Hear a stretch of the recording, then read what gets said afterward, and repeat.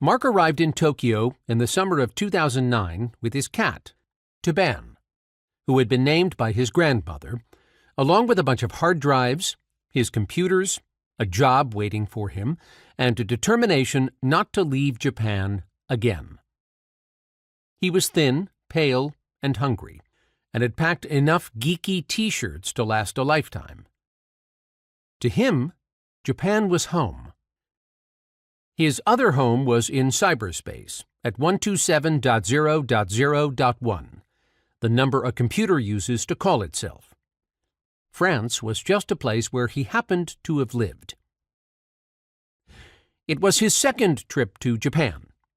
He hasn't really left since, and he can't leave now. Mark Karpeles was born in Chenauve, in the Burgundy region of France, to a single mother. He's not sure who his father really is, and his mother won't clarify the matter. His full name is actually Mark Marie Robert Karpeles.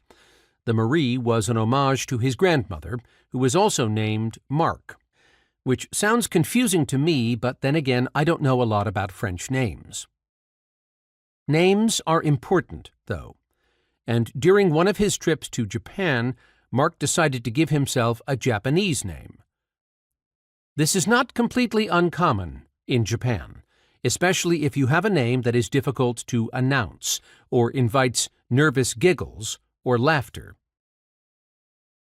Mark, in Japanese, is a pretty benign name, and also, as a word for marker or sign, has been somewhat integrated into the language.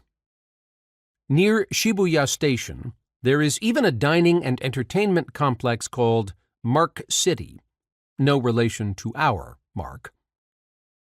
However, Mark wanted a Japanese name, so he chose one metaphorically close to his own. Mark asserted that in Latin, Robert means red bear, and Karpeles, castle in the sun.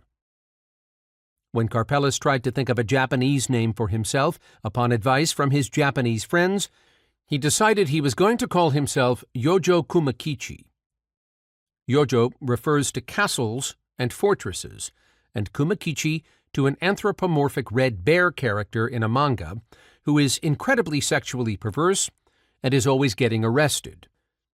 Perhaps his Japanese friends were pulling a terrible joke on him when they suggested the name Kumakichi.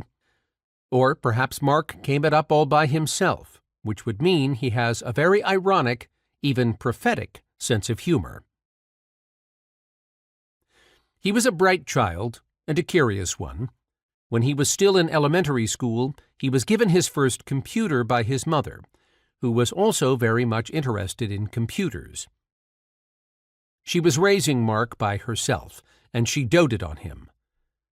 The computer was a Sinclair ZX Spectrum, a home computer that was popular in France at the time.